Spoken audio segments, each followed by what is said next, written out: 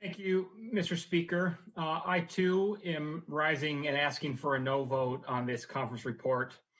Mr. Speaker, first, I should probably acknowledge some of the things that I'm pleased are included, and that's a number of items that were first proposed as part of the House Republican budget earlier this session.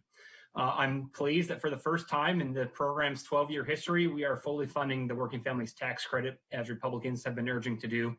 I'm pleased that we are sending $500 million from the Unemployment Trust Fund to backfill ESD's fraud losses, as Republicans have consistently urged to do. I'm pleased that we are funding foundational public health and better forest management practices out of the general fund, as Republicans have consistently urged to do. I'm pleased that we're paying down the TERS 1 unfunded actuarially accrued liability, as Republicans have consistently urged to do. And I'm pleased that there's a mechanism to address unanticipated receipts that are received over the next biennium. Mr. Speaker, I must still vote no for a number of reasons. First, I'm deeply concerned about the sustainability of this budget, as my colleague from the 35th District pointed out. It was not more than a couple months ago, Mr. Speaker, when we were worried about just how deep the cuts would have to be. And I was optimistic we could make reductions without cutting services, but I think everybody acknowledged there would need to be some amount of reductions. And that's not the case anymore, and that should be celebrated. But I do believe we are spending money on things that 6 months ago we never would have considered to be necessities. And if we didn't think they were necessities 6 months ago, we should be okay not funding them today and continuing to wait a little longer to make sure the economy rebounds as quickly and as solidly as we all hope and expect.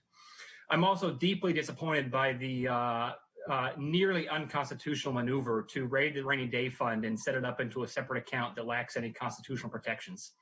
Republicans have consistently stood up and been willing to take money out of the rainy day fund when it was necessary. 2 years ago, when small schools were uniquely impacted by McCleary, Republicans were there to take money out of the rainy day fund to make them whole.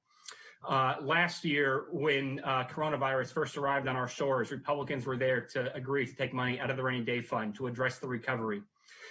Early this session, before we knew the size of the federal stimulus package or the size of the March revenue forecast, Republicans were willing to take money out of the rainy day fund to pay for our recovery. So the idea that we would need to take money out of the rainy day fund. The member has 30 seconds remaining. Please conclude. Thank you, Mr. Speaker. We don't need to take money out of the rainy day fund now. I believe that's a precedent we will come to regret. This budget unnecessarily relies on new taxes which are not necessary. And most importantly, Mr. Speaker, we have heard talk of equity every day we've met on this floor, but we are not funding charter schools. We are punishing kids because of choices their parents make that we disagree with. That is not right. That is not equitable. That is wrong. We should be ashamed of ourselves, Mr. Speaker. Please vote no.